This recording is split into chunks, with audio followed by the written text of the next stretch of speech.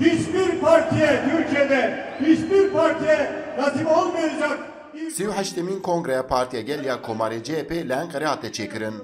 Li heştê yek bajarên Tirkiye delege û alîgirên CHP beşdarî vê komcivînê bûn.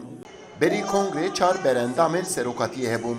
Lê roja kongrê du berendam vekişiyan. Kongre di navbera Kemal Kılıçdaroğlu û Özgür Özel da bi rakeşiyekan mezin berdewam kir. Her du berendam jî di aqaftinên xwe da behsa gorankariyê kirin. Lê pêwîstiya CHP bi gorankariyeka çawa heye. Parlamenterê CHP Gürsel Tekin ji dengê Amerikaya ra wiha şîrove kir. Bu değişim konusunda nereden baktığınıza bağlı. Ya girink eve ku li guherendinê hûn di kîjan kuncikê da temaşe dikin. Ana divê kongreya me da helek bahse gorankariyê dike, hela de jî dibêje ku gorankariya herî mezin me çêkiriye. Li gor min di nav CHP'de du pirsgirêk hene. Ya yekem pirsgirêkên bingehînin ya din jî di nav partiyê da Kemasiya Demokrasiyê heye.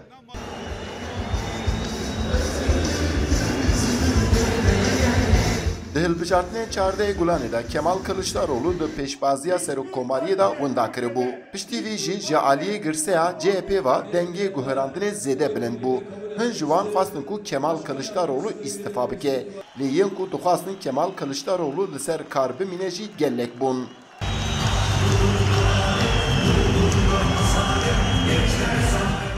Di vê kongreyê da pêşbaziya navbera Kemal Kılıçdaroğlu û Özgür Özel da Özal bi giraniya dengan serket. Alîgirên her du aliyan jî hestê xwe wiha anîn ziman. Ben değişim olması gerektiğini düşünüyorum çünkü...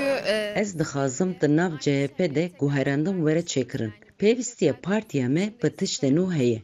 Em ne dijî Kılıçdaroğlu ne. Lê êdî vêkeşîna wî ya herî baş e. Ana Özgür Özel bû serokê CHP'ye nû.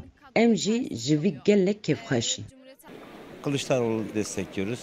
Her şey onun sayesinde. Ez piştgirî didim Kemal Kılıçdaroğlu. Her tişt bi saya wî pêşket. Lê li vê derê tiştê herî girîng ew ku pêşbaziyeke demokratîk bibe. Ji bo her du endaman jî yê bixerçiyê bila ew bibe. Selçuk Mızraklı'ya, Selahattin Demirtaş'a selam olsun. Kongre CHP bi gengeşiyan derbas bû.